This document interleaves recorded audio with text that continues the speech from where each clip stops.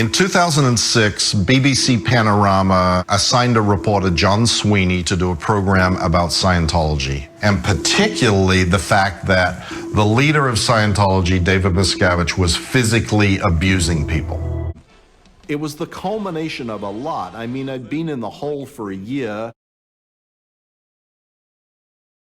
Miscavige had me pulled out of the hole and charged me with the responsibility of stopping the BBC from ever airing any program about Scientology, and most particularly stopping them from ever airing any allegations that Miscavige had physically assaulted anyone. This was an opportunity for me to get back in good graces, to get out of the hole.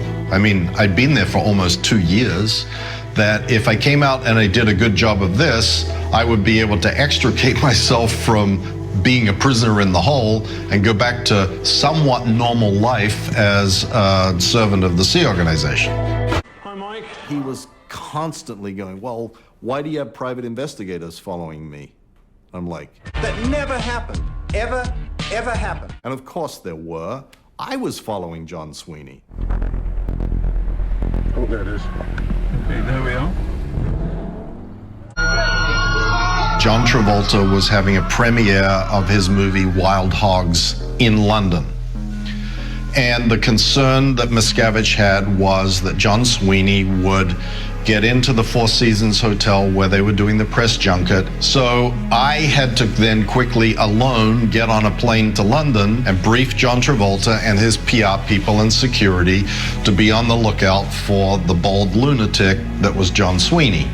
John Sweeney showed up at the Tottenham Court Road church facility. David Miscavige, he says, hit you and knocked you to the ground. John Sweeney started asking me, I've been told that you personally were beaten. Those allegations are absolute, utter rubbish. Absolute, utter rubbish. You have been assaulted by Miscavige. Many times. Many times. Perhaps more than anybody else. Standing in front of a camera and having someone say to you, I've been told that you have been beaten by this man, is that true? And denying it. I was now sort of at the end of my rope. It was a real moment of clarity for me. I don't want to be doing this anymore. This is nuts. Miscavige considered that I failed because the program ultimately aired. He said, you're a screw up. This is just another one of your failures, so you're going to be sent to Western Australia and you're never seeing the rest of your family again. I was now no longer doing anything that remotely resembled what I believed I had joined the Sea Org for. And the reason that I had stayed was because of my children, my wife, my mother, my brother, my sister, and that if I left, I would lose all of them. It got to the point, though, now where the staying was becoming more and more like leaving. In the consequences, I'm not going to be with my family in any way, shape, or form, and I'm being told you're going to be in purgatory forever. And at that point, I went, you know what?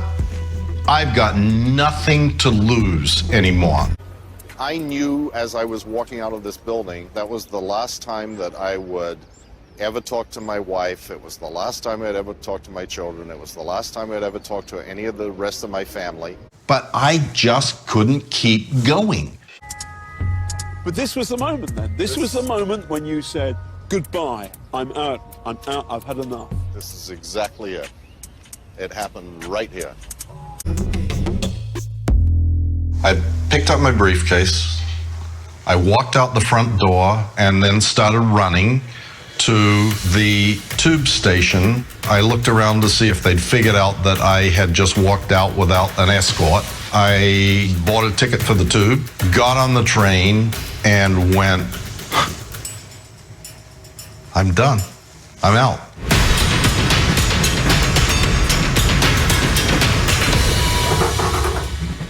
I felt like I had been freed.